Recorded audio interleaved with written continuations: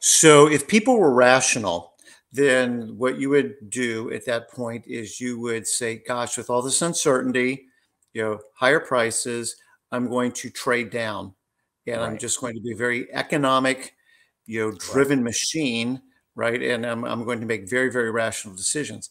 The interesting thing is food is highly emotional. Food and Right. beverage is highly emotional.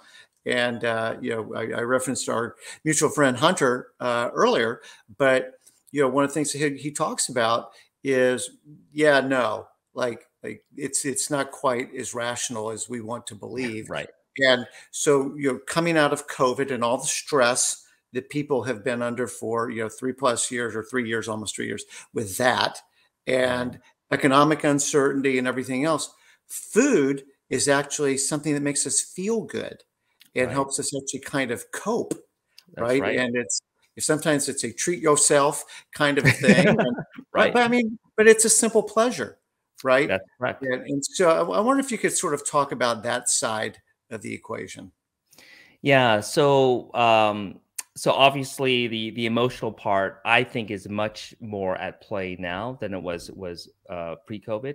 We've seen, and we could talk about this later. Is we've studied consumer behavior in the snacking sector, Yeah. right? So we actually partnered with Mondelez on a report studying the snacking behavior across the past, from 2013 to 2021. And what we found is that snacking behavior, as you alluded to, is up significantly, right? So Yeah. the penetration of consumers actually snacking on a global level went from 78% to 86%, right? So that's on the first at the first level. The second is the average snacks went from 3.1 to 3.3, about an 8% rise. And that's driven by, a lot of it is driven by the fact that food makes us feel good, right? People are spending more time at home, right? So there's a lot more food at home than there is at the workplace. So the number of snacking occasions has increased significantly, since a lot of Yes. companies, they still have a hybrid, or even in some cases a completely virtual work environment. And that's where Food Institute, we're completely virtual. So I'm working from home, five days a week, and there's a fridge literally 2 feet away from me, right? And whenever I'm stressed, Mhm. I go to the fridge and I'm eating, right? But Yep. there's a balance there. So it's not only about the emotional factor. It's also, I recognize that I need to eat healthy too, right? And Mm. so there is a gravitation towards eating healthy, less processed, Yeah. lower sodium. So in my mindset, and I think a lot of consumers' mindsets, they recognize that, and they're gravitating towards healthier or functional types of foods. And that's where a lot of the CPG manufacturers, they've recognized that, and are shifting their product portfolios to satisfy both the health component, but also the mindful indulgence side of snacking Right. as well. So, we could delve more into that, but I'll pause there to see if you have any No, additional no, no. thoughts. I think that's right.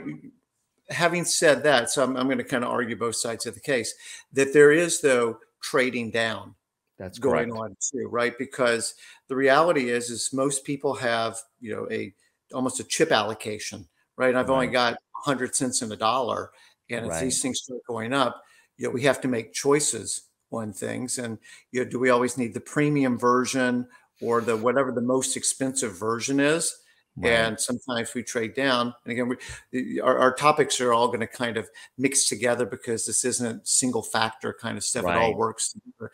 You look at private label in Right. retail, as an Right. example, and there's been tons of innovation. I mean, Kroger does a great job with that. You've got Trader Joe's and Aldi, Right. Costco, clearly. I mean, there's a lot of retailers that are doing private label really well. Right. And so, air quote, trading down Right. doesn't really even feel like trading down sometimes. Exactly. And because the quality of, there's an Aldi literally 5-minute drive away from me, and they Yep. just opened up about 12 months ago. And so, but also within the same vicinity, there is a Wegmans, there Yeah. is a Whole Foods. And you're right. The Aldis, the Lidls of the world, they're providing product that are as good, as high quality as some of the brand names out there, right? And so the stigma with private label, I think, has pretty much been eroded at this moment. Even like even Trader Joe's, their quality of the product is really good. In many cases, at half the cost of some of the leading other retailers and brands out there.